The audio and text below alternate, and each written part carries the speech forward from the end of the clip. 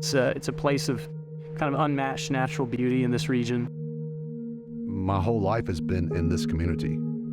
It's special, unique, and fragile. You can feel the human history in it. I like being part of that history. The best thing about Chattahoochee Hills is the fact that we are thoughtfully planning a future here.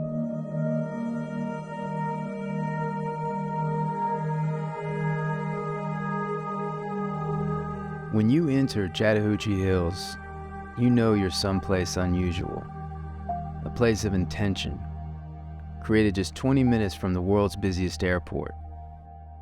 Although it was incorporated as a city in 2007, it's actually a gathering place of several rural communities. The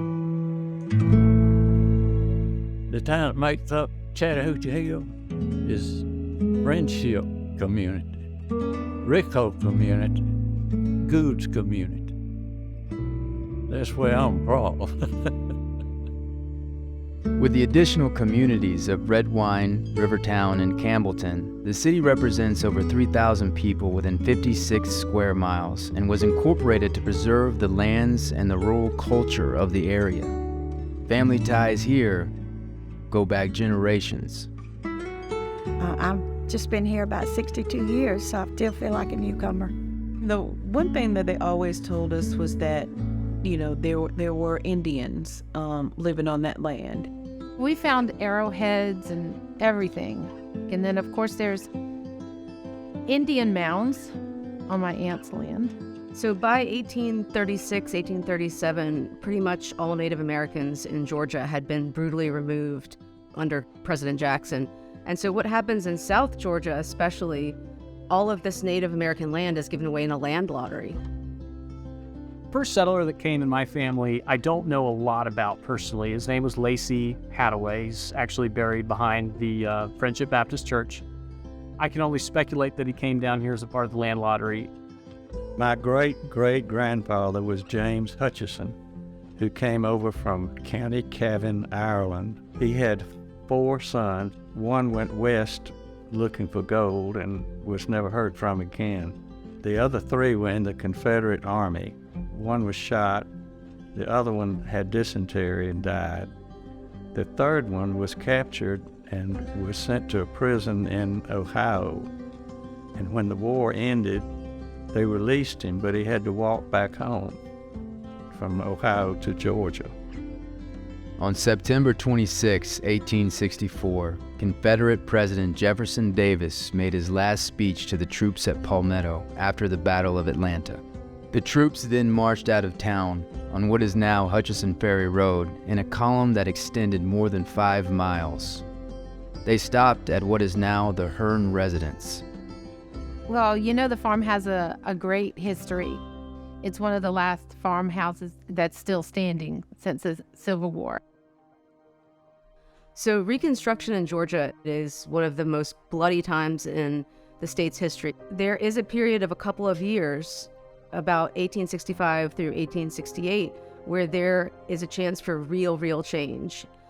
But then unfortunately, you have the elite white backlash, and they essentially reestablish power after a few years by sheer terrorism. When you drive around Chattahoochee Hills, you see what America used to look like before it all got paved over. What you can see if you look back in the woods and on the hills, you see the terracing that they had to make to be able to grow their crops on because they were farming with mules. From my understanding, most of my family worked through sharecroppers. We didn't have a lot of money. There wasn't a plantation home or anything like that. Well, they all either worked their own land or they helped sharecrop it out to members of the community. It was always something to do on the farm. There was never a time that you didn't need to be doing something. We grew corn, watermelon, bean, butter bean. People used to just only go to the grocery store just to get sugar because they planted their vegetables. We had chickens and we had the hogs. So people here back in the days, they didn't have to go to the store for a lot. My mother worked outside the house. She had several different jobs. I don't know if we were poor or not. I didn't miss any meals. So many things you took for granted as a boy. And as you get older, you see how rare of a world I grew up in. One morning in my 6th year of retirement, my daughter and I were jogging, and as we came over the hill, there was a bulldozer leveling the trees in the forest next to us. I realized it was my wake-up call. The first people I called was Janice and Ned Peak. And so a lot of what's happened today started with a conversation at their kitchen table. Steve was very active in kind of pulling those people together, working with them and trying to make them understand that the value here would be much enhanced if it wasn't just flattened and turned into a regular subdivision. What started out of different groups of different sized property owners had one kind of tone to it, but when it got to be everybody, the people who did not want it to happen had a larger stage to present that on. As a small property owner, if some large property owner bought the property next to me, they could do whatever they wanted. There was on the map the part of South Fulton County that was still rural, bordered by the Chattahoochee River, the Coweta-Fulton line, and Palmetto. And so this was an ideal 40,000 acres. And it turns out there were 36 people who owned 20,000 acres, 500 that owned the other half. So we had two very distinct, different groups with different objectives. I was asked to represent small property owners. We met with people that had 10 to 25, 30 acres. You'd have people over and maybe offer them cookies. Sometimes the meetings were contentious, and Marie, whose mom ran Mary Mac's up in Atlanta, would make these peach cobblers. And it often happened that people were like, "Oh, I don't know that I'm so interested in this, but is Marie going to have that cobbler at the meeting?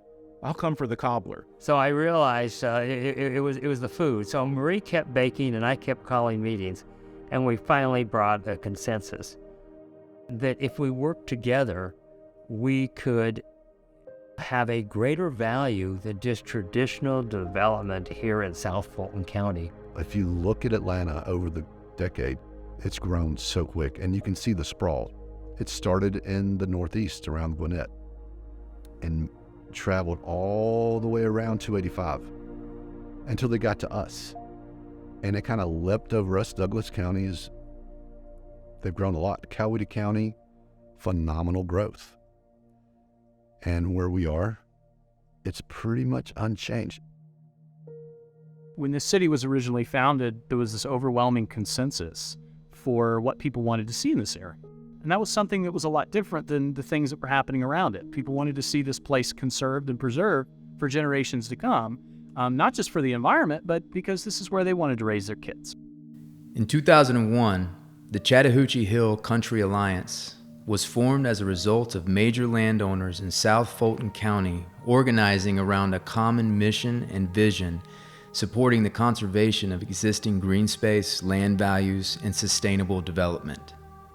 Early on, the concept was developed that Chattahoochee Hills would try to preserve 70% of the land undisturbed. So any development had to be clustered on at most 30% of the land. But then once Chattahoochee Hill became a city, that was immediately part of the zoning code. We understood the balance between development and land. As we looked at places we had responded to, there were 4 important pillars.